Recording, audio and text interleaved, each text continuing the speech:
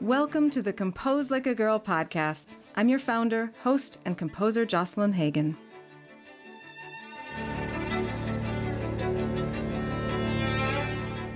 My Compose Like a Girl initiative amplifies female-identifying composers, helps conductors diversify their concerts, and works toward more equality in music programming and commissioning.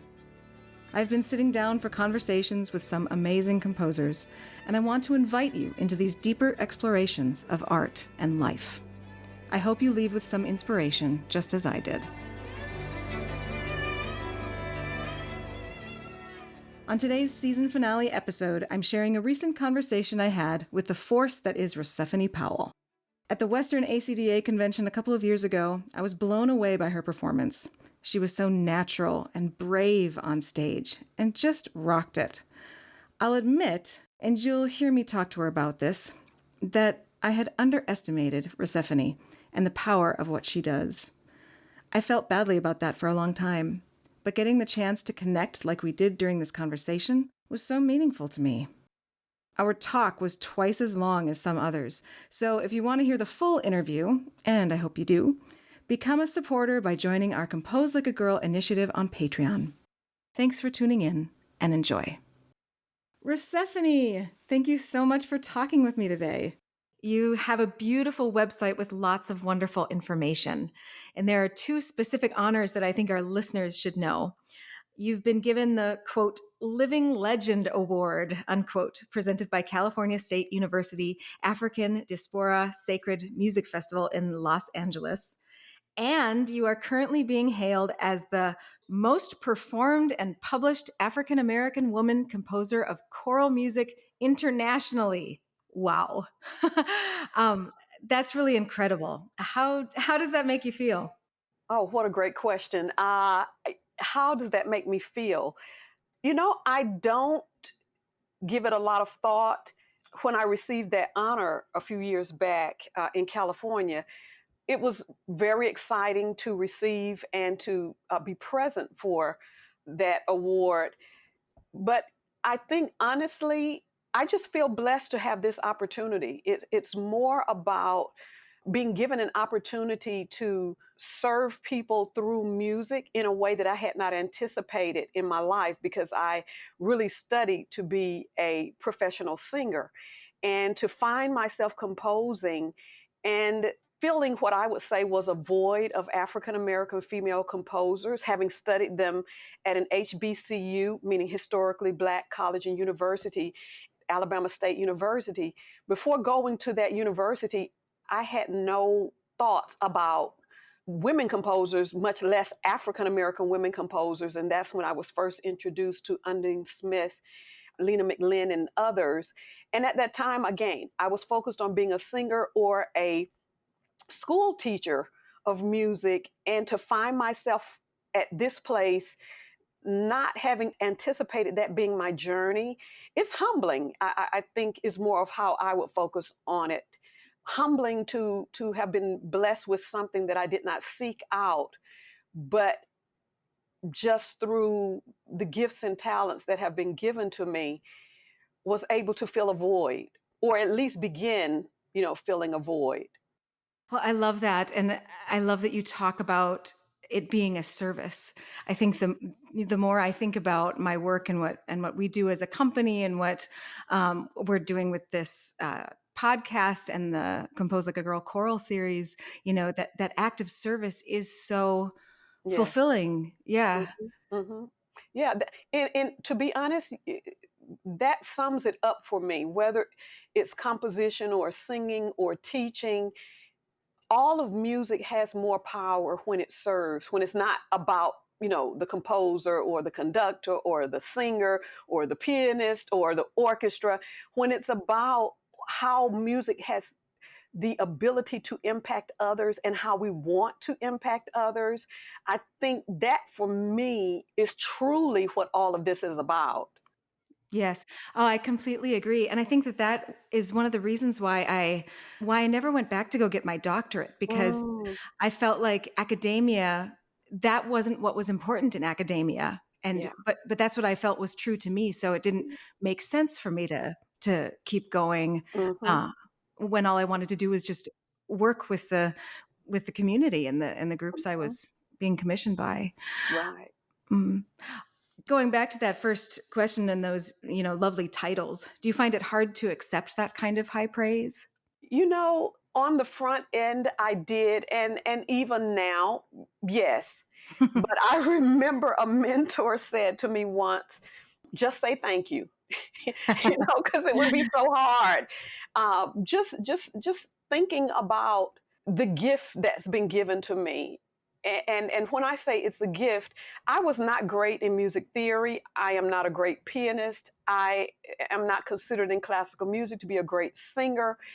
I just feel like this was a gift that was given to me that I can say I invested once I realized that I had been given the gift, invested energy and time and study into developing.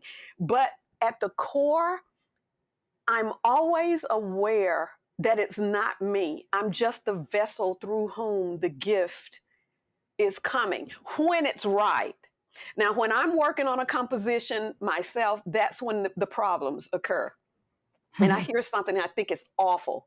But when the gift is operating in me, it's humbling to hear people say, just how much the music moves them or to speak well of me, because I know that I'm not the originator of it. I'm just a source through whom it's coming. That's so honest. And I feel like that is one of the reasons why people are so drawn to you and your music, is that your compositions are a true extension of who you are as a person. And that's just a beautiful thing to witness. Wow, thank you. Thank you for saying that. I'm really interested in how you started composing. Can you talk about early pieces of yours, like I Want to Be Ready? I Want to Be Ready was arranged for the Florida State University gospel choir, which was comprised of lots of music majors, African American music majors at Florida State. My husband was the GTA for and conducted the gospel choir, and I was the piano accompanist. I remember that Andre Thomas and Rodney Eichenberger, who oversaw the Florida State Gospel Choir, wanted that choir to branch out and sing more than gospel, African songs, and especially the African American spiritual. And this group was having none of it. Hmm. They were like, we study music 24/7. When we come to gospel choir, we just want to have a great time singing freely gospel music and throwing all the rules out and just, sing with our heart's desire. And so, my husband and I were working with the choir, I just had this idea. I said, since I have done some arrangements in the past, I said, I'm going to arrange a spiritual and I'm going to put a gospel piano up under it. And let's see if they'll know the difference and enjoy singing it. Well, I did the arrangement, and everything in gospel choir is generally done by rote. So William taught them the words and pitches, and I accompanied on the piano, and they loved it. I mean, they sang that song to their heart's desire. And when we did the concert where we performed it, everybody just loved it. And Rodney Eichenberger came up to me afterwards and said, "Hey, have you thought about getting that published?" And I was like, no, I mean, I just taught it to try to ease these singers into singing the spiritual. And he said, if you put it on paper, will submit it to a publisher. He submitted to Henshaw, but we didn't hear anything. And so I had finished my doctoral degree, had gone to Philander Smith College in Little Rock, Arkansas. And I'm like, hey, Rodney, do you know anything about the work? And he said, they accept everything that I send in. And he said, but I've not heard anything and I've checked. Well, over time, what we came to find out was that the father who was over Henshaw, I can't remember if it was dementia or Alzheimer's, they found scores, wonderful scores that had been published by other publishers of works that had originally been sent to him that had just been placed in file cabinets. Oh. When I didn't hear anything from that, I was like, I'm done. I'm not sending anything else to be published. But I had composed The Word Was God for my husband's choir at Philander Smith College. We were the ambassadors for the school because they didn't have strong athletic programs, and this choir was known for singing spirituals and did tours every year. And we wanted to do a recording in order to raise money for scholarships. But every publisher to whom we wrote would write back sending us their licensing agreements, and we just did not have the money to pay for licensing. And that's when I got this idea, why don't I just write a song for us to sing and put on a recording? So, when this idea comes after we've gotten like the fourth or fifth letter about licensing, we're kind of defeated. And I'm riding home, and I thought comes to me, I'm going to write a song. And so I get to our apartment, and I was thinking, okay, well, the only way that we won't have to pay for licensing is it has to be something in public domain. And Philander Smith College was a small liberal arts college supported by the United Methodist Church. So practically, it made sense that I would compose something, based on the Bible. So I just go home, pull out the Bible, and when I flip open the Bible, it came to, in the beginning was the Word. And the Word was with God, and the Word was God. The same was in the beginning with God. All things were made by him, and nothing was made he has not made. And I just kept repeating that. And all of a sudden, the rhythm started coming. So I didn't even have any staff paper. So I pulled out some copy paper, and I start just writing the words and putting the rhythms, eighth notes and things of that above each word. Mm-hmm. Then after that, as I'm doing that, all of a sudden the melody comes. In the beginning was the Word, and the Word was with God. It's just developing, and I can't write fast enough. For one thing, it's not staff paper. And then I say, oh, let me go get my recorder. So, and I go get my recorder, and I start speaking into my recorder. And that's generally, I pretty much had that song composed, but that really is why I say I'm just a vessel, because I'm very much aware that God wrote that composition for me, and that is how he directed me. And as the choir sang this song, around the country, people just loved it. And I had several people come up and say, who were conductors, you need to submit that for publication. And I was like, no, I submitted. I want to be ready. Never heard anything. I'm done with that. I'm just going to compose for this choir, and I'll be done. And eventually, enough people said it that I broke and said, okay, I will submit it. But I am going to be smart this time. I'm not going to send this to just one publisher. I'm going to send it to 10. Surely somebody will accept it for publication if what you all are saying is true. So I said, I want to be ready. And the Word was God to 10 publishers. For a long period, I heard nothing, but in time, all 10 accepted both works for publication. And the one that I chose, which was Fred Bach Music and Gentry Publications, is because Fred Bach was the first one who answered. And I tell you, I received so many nasty grams because I wrote back to each of them. Again, in my ignorance, I wrote back to each of them, apologizing and saying, I'm so sorry, I accepted from another publisher. Ooh, which told them that somebody else was looking at the piece. But then I thought, now, isn't that amazing? It took you all forever to look at the work. But I got that nastygram within maybe a couple of weeks saying, please do not have us waste our time looking at your work if you've submitted to others. Give a publisher at least 3 months, and then if you don't hear back from them, submit it to another publisher. But again, all 10 of them responding that they wanted the 2 works was that second confirmation that this was a direction in which I needed to move. Thank you so much for telling that story. That was amazing. And we're a publishing company. I can't imagine sending a kind of a nasty note back saying, hey, you didn't do this right. Because you know what? No one tells you how to do it correctly. Right, Not even composition majors. They don't tell you how to publish, you right, know?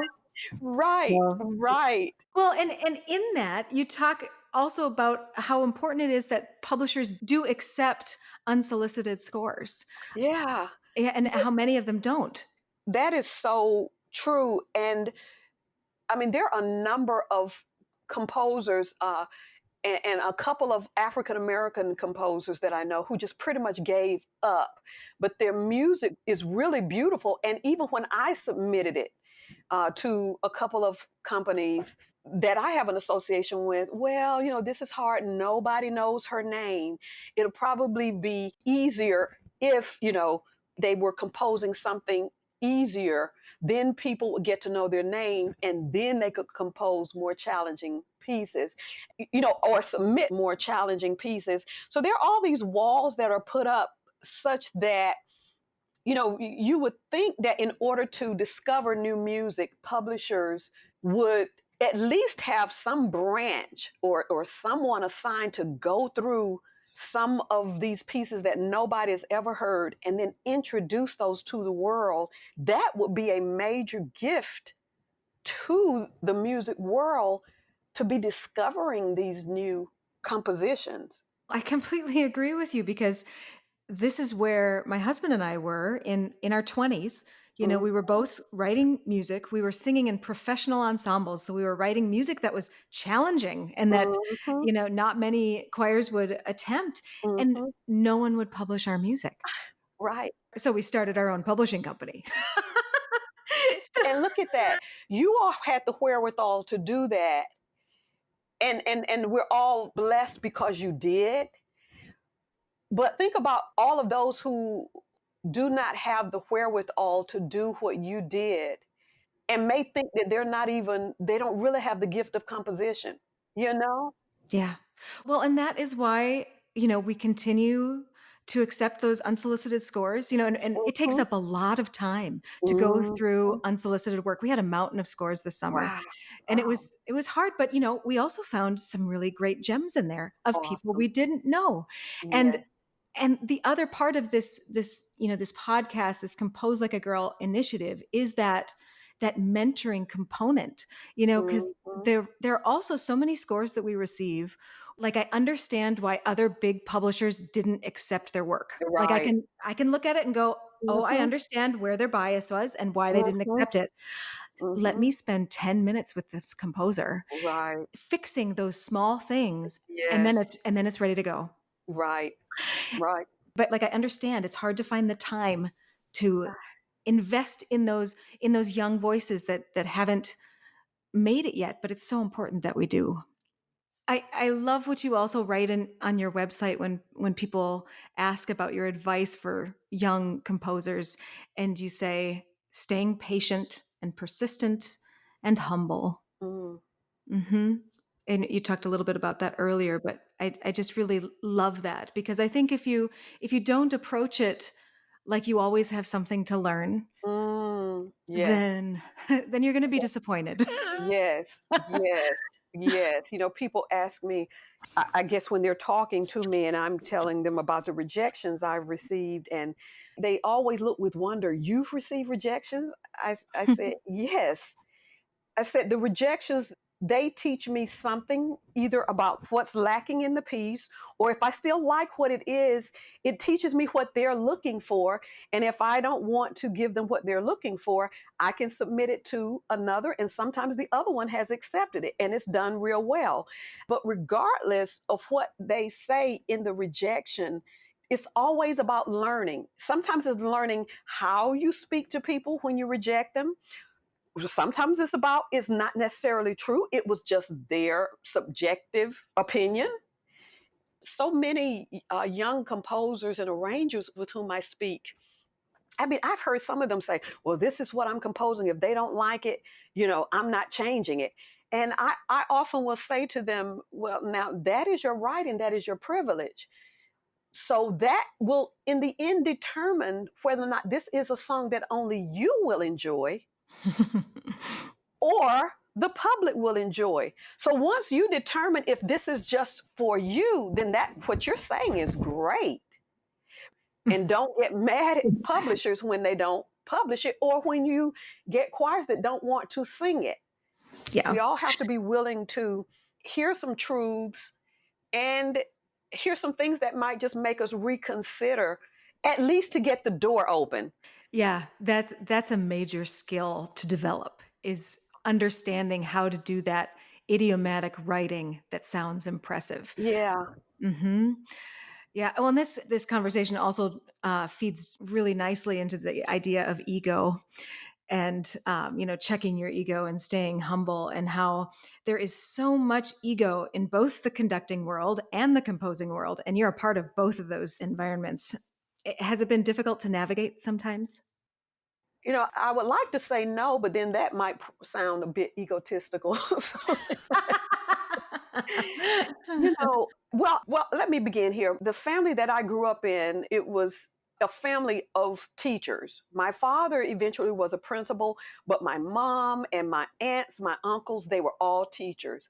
And one of the things that the family prided itself on, especially being here in the South and having my father and others having served as foot soldiers to Martin Luther King Jr., we were brought up that life was supposed to be about service and that humility comes before any honor.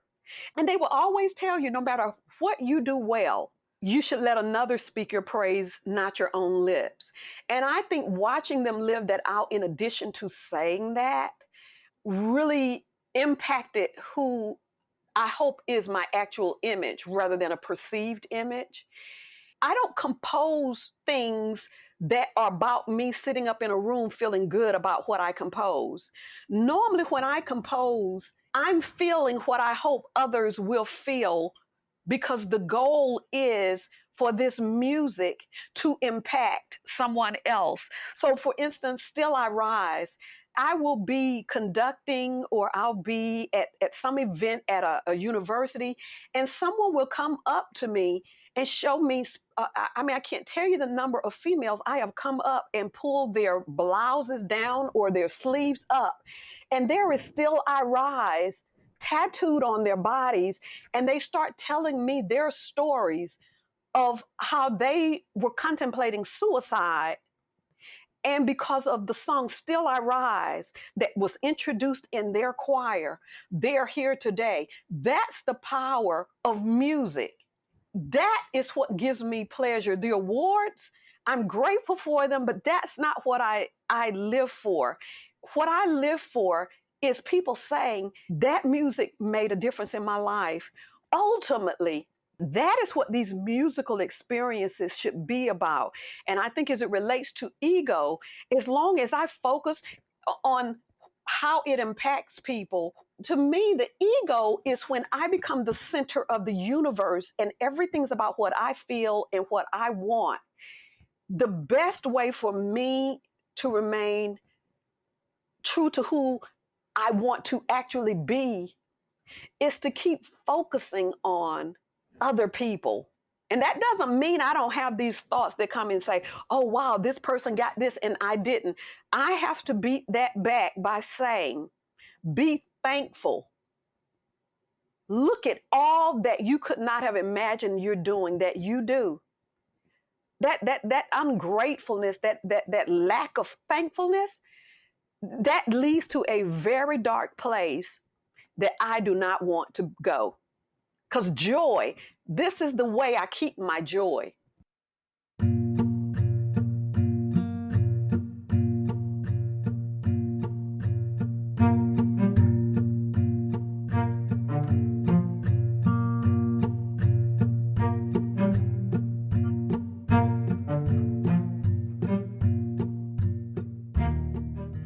One of the things I'm passionate about is seeing underrepresented composers receive top billing for large performances, multi movement works, oratorios, symphonies, operas, ballet, etc.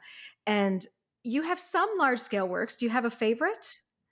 Presently, I think my favorite would be The Cry of Jeremiah, just based on performances and the response of audiences to that particular work. But a new work that I released last year, Quiet Revolutionary, that's a work that is very special to me. And then most recently, I just had a premiere of an 8 movement work on the life of Harriet Tubman, which I think will probably end up being my favorite just because it tells her story. So, yeah, that's it. Narration seems to be prominent in many of your works. One that I really enjoyed spending time with was Cry of Jeremiah. And I listened to a performance on YouTube that featured you as narrator. What role does narration play in how you create these pieces? I think it's part of allowing one's life and skills and talents to direct one's journey. You know, as I'm getting older and the ability of the voice to sing is slowly going to fade, people have said to me that they see me as a storyteller. And I think that's part of what shows up in my compositions because I can always see a story in a poem or the movie happen in whatever amount of time the song exists. And my grandfather was a storyteller. So I think I inherited that gift from him, being able to use the narration to tie the movements of a composition together is something I enjoy doing because I feel like the narration and the storytelling gives more power to the music because they know what happens in between the music that they're hearing. So I will probably continue to write narrations because that will keep me involved in the music and it gets to be told from my perspective as a composer. Since I won't always be able to sing, hopefully I will always be able to speak. I'm excited to hear you talk more about your work based on the life of Harriet Tubman. I know it's brand new, but is there anything you're able to share about it? I basically follow Harriet Tubman's life, introducing her from her birth until she makes her way to freedom. And using the major Harriet Tubman biographies, I actually, within the movements themselves, depict the scenes as Harriet depicted them once she made it to freedom and gave her testimony to those on the Underground Railroad. I actually use her exact words and take on her character as one of my voices, in addition to the narrator's voice that tells what's happening when she got hit on the head and started having the seizures and the dreams, and then showing what she said when she stepped over into freedom, what she said in the moment she decided that she was either going to receive liberty or death. Those get to be spoken from her voice in addition from the narrator introducing that, and which is why I am so excited about this particular work, because I think many people use Harriet Tubman as a children's story, and I think that this particular work is going to get adults to really see this woman as a very powerful woman who, against all odds, achieved what most of us are trying to achieve within ourselves. And that's a freedom to pursue our dreams and let nobody talk us out of it. And that was so much a focus of her life. Nobody was going to convince her she should not be free. And here's that service. It wasn't just enough for her to be free. She said, when I stepped over into freedom, I was alone because none that she loved was with her. And she didn't have in her mind the right to be free without seeing to it that others were free. And that's how the work finishes, in this big, joyful moment of celebration that one of us is not free until all of us are free. While recordings of Harriet Tubman, Journey to Freedom, are still to come, we wanted to share a recording from the premiere of another piece that Rosephanye mentioned, A Quiet Revolutionary. The piece honors Dr. Eileen Southern, the author of The Music of Black Americans, A History, the first scholarly text on Black music in America. This 2024 world premiere performance is by the Harvard University Choirs and the Aeolians of Oakwood University, with pianist Justin Blackwell and Rosephanye herself conducting.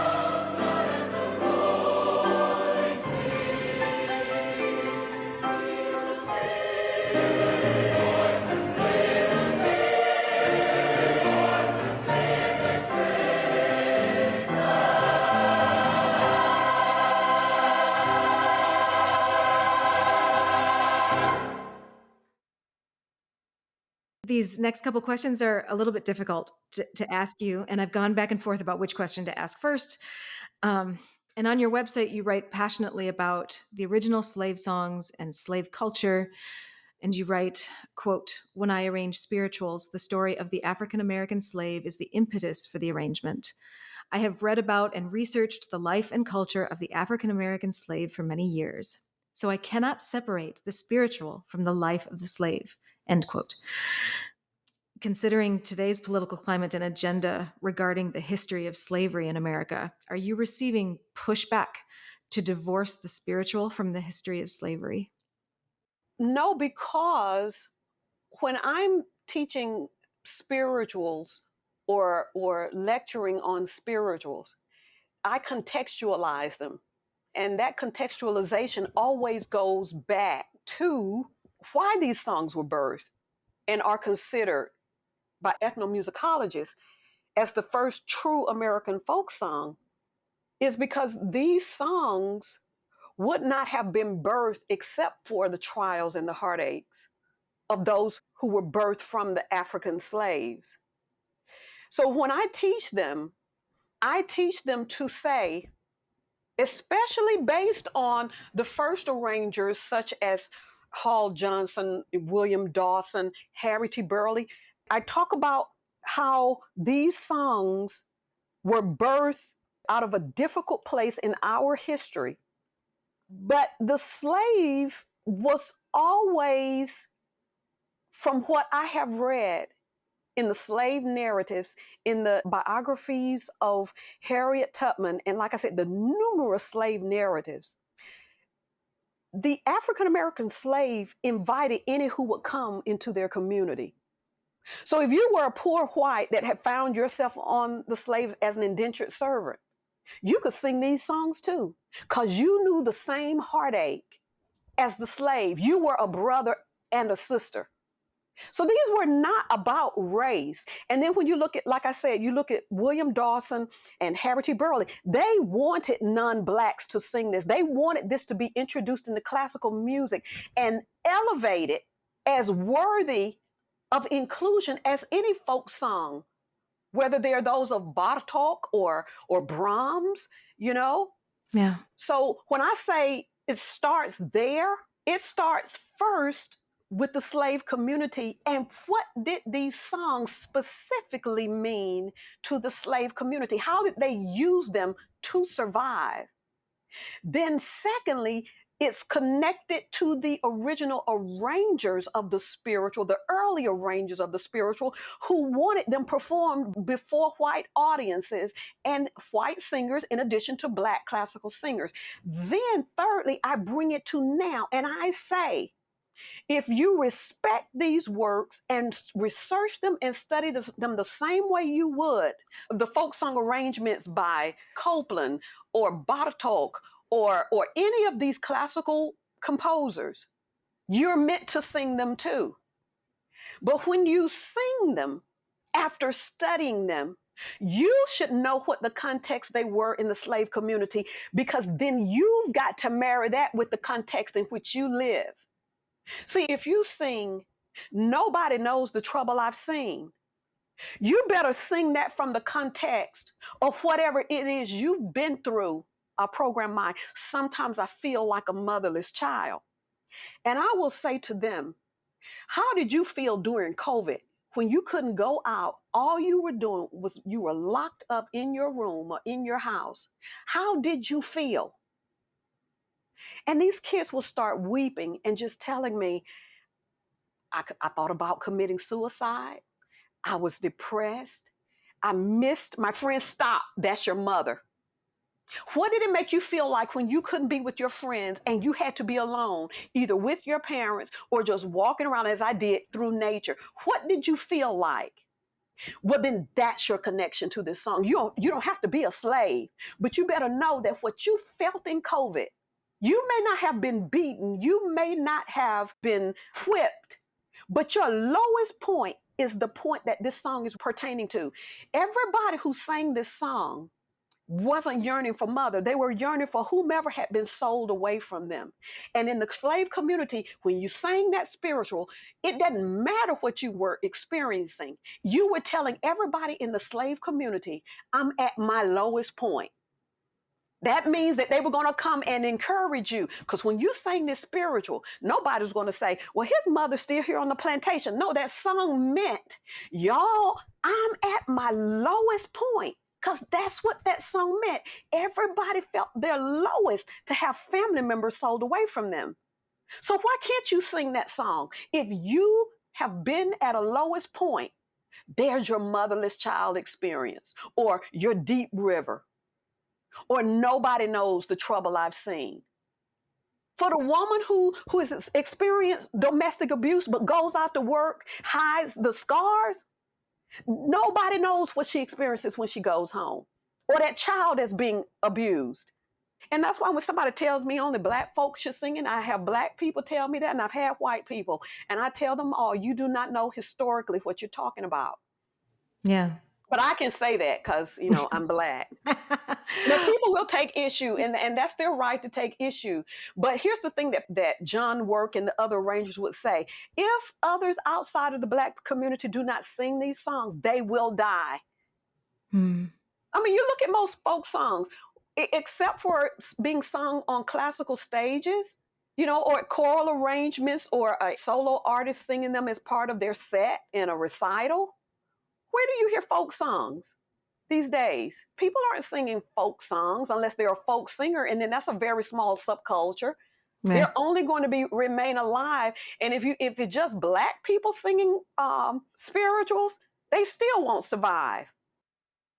This takes a bit of vulnerability for me, but I'd like to talk about when we first met back at NDSU. It starts with a bit of a statement here. Accepting something, someone, or their art for what it is. And you are a composer with great integrity because you are not interested in creating art that doesn't align with who you are. This is part of being an artist. And yes, you need to be a great musician and be thoughtful and curious, but you also have to be yourself. I first met you back at North Dakota State University for their 2015 choral symposium focused on contemporary composition in America. Mm-hmm.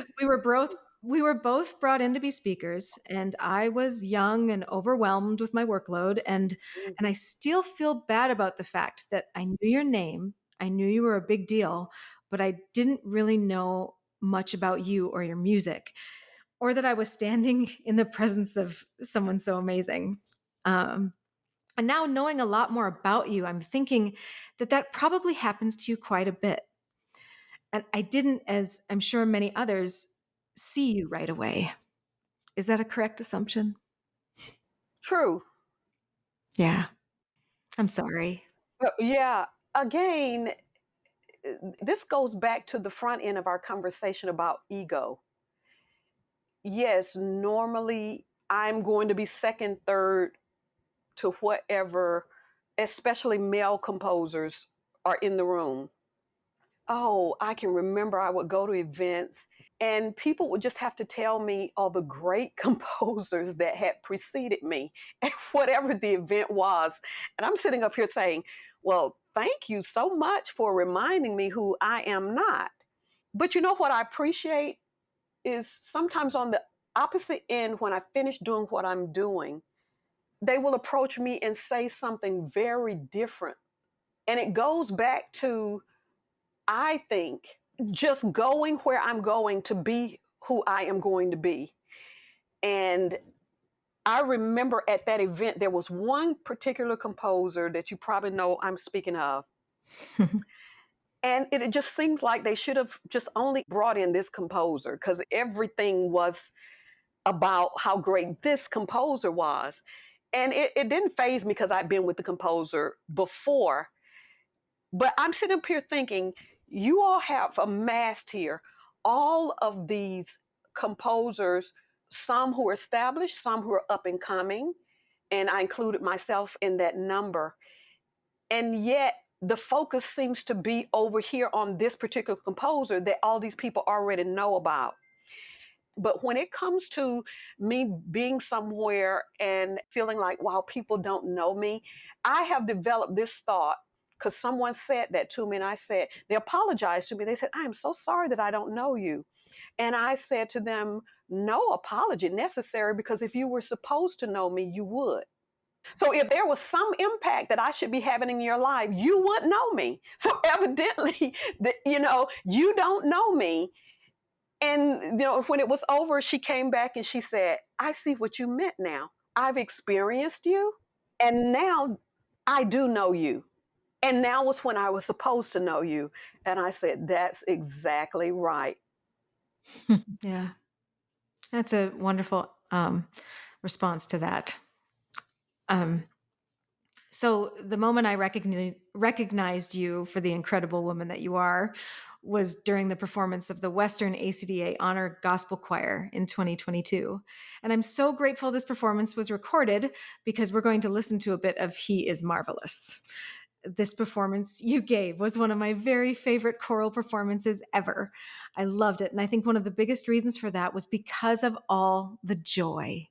Oh, yes. And the joy came from all of these people from different cultures and races, most of whom I would say actually signed up for that honor choir because they did not have experiences in gospel music. The reservations, the fears that they had, oh, it was so apparent on the first day. But as we just kept going through this journey, people who would thought they weren't going to be able to sing without the music, who were reserved in clapping, reserved in moving, couldn't trust that they could go somewhere I wanted them to go and it wasn't in the music. The joy that I had was the joy to see them trust themselves to just have fun and enjoy the experience. There were things I tried on that stage that we had not even rehearsed, and they went right with me. That's exhilarating. Yes. You helped all those students find such incredible joy, and that Mm, infectious energy spilled into the audience mm, in such an honest way. And mm, I think we as musicians are often way too hard on ourselves and way too mm, serious. We don't remember this joy enough. And mm, that the mm. joy is one of the reasons we started making music in the first place. Yes. Wow. Yes. Yeah. So thank you for reminding me of that in that performance that day. Thank you for saying that. Thank you for saying that. And now, He is Marvelous, performed by the Western ACDA Gospel Honors Choir of 2022. Jesus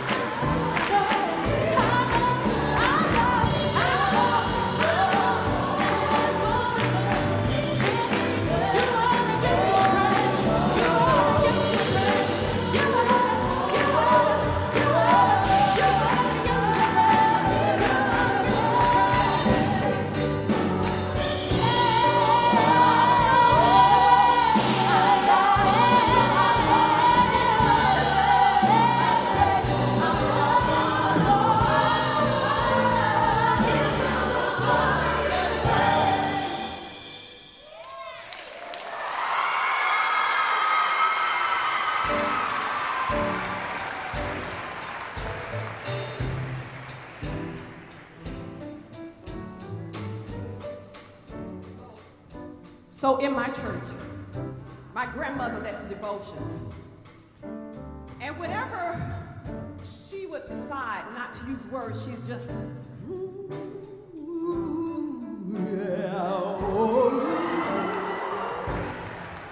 she said, because when you do that, the devil doesn't know what you're saying.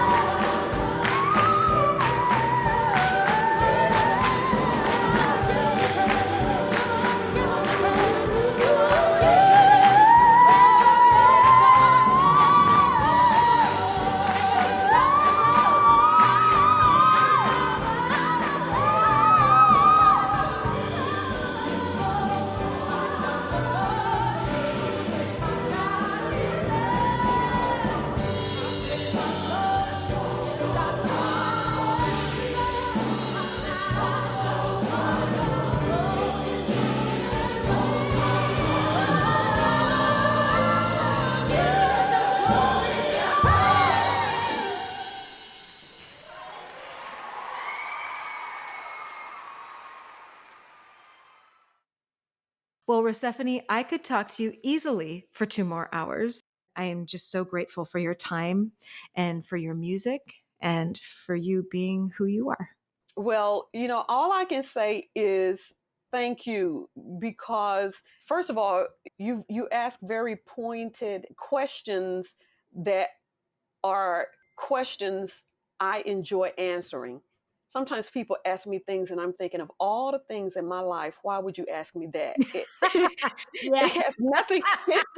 You could not have read anything about me and ask me that. Okay, but that's one thing. And just even your sharing, you have a gift for doing, these podcasts. You know what it is you want to assist the interviewee with answering by asking the questions in a very clear way, but in a way you make me feel something in the question. So there's no nerves. Sometimes I'll do these things and I'll just feel, oh my gosh, I sound like this. Thank you for just letting it be a conversation. Thank you so much. Thank you. That means a lot to me because, kind of like the publishing thing, I didn't set out, I knew I wanted to write music. That was always what I wanted to Mm-hmm, do. But mm-hmm, but as I'm getting older, I'm realizing that there are mm-hmm. other parts of this that I really Right. care about. Yeah. So I want to thank you so much for inviting me to be a part of it. So grateful. And again, thank you for this interview, because it's reminded me of a number of things that are going to keep me very grateful. And thank you, Rosephanye. It's been such a pleasure to have this time with you.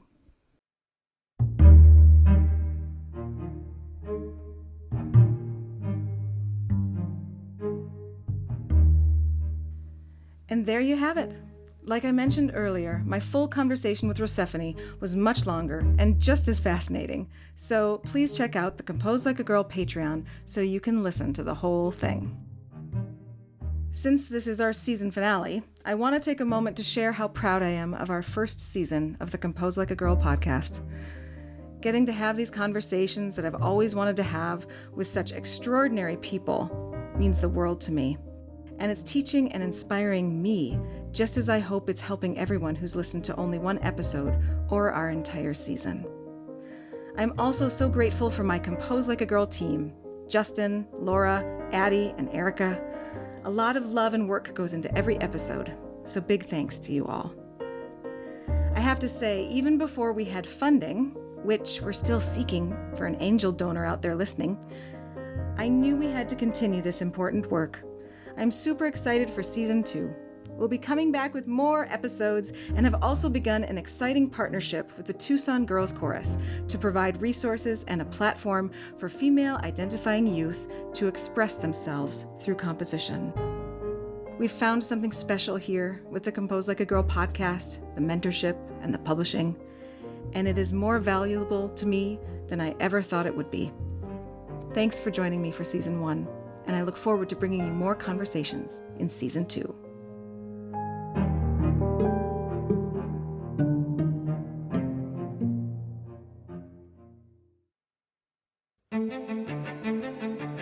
Compose Like a Girl was produced by Justin Schell, Laura Kreider, and me, Jocelyn Hagan, with special help from fellow composers Erica Malpass and Addie Struckman.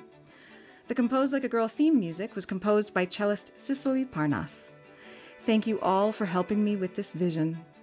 Thanks also to the Harvard University Choirs, the Aeolians of Oakwood University, and the 2022 Western ACDA Gospel Honors Choir for their performances that were featured in today's episode. You can learn more about Rosephanye Powell and her music at rosephanyepowell.com and by following her on social media. Check out the links in our show notes, visit jocelynhagan.com/composelikeagirl, and follow us on Facebook and Instagram to listen to the past episodes, as well as the music we talked about today. You can also find choral programming ideas by checking out the Compose Like a Girl choral series through Graphite Publishing. To ensure that we can keep bringing these conversations to you in Season 2, please consider joining our Compose Like a Girl Patreon page and giving what you can. And you can subscribe to the Compose Like a Girl podcast wherever you get your podcasts. And if you're so moved, rate us on Apple Podcasts and share it with a few friends who you think will find inspiration.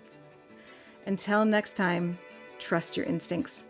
Be brave and unapologetic for your talents. Thanks for listening.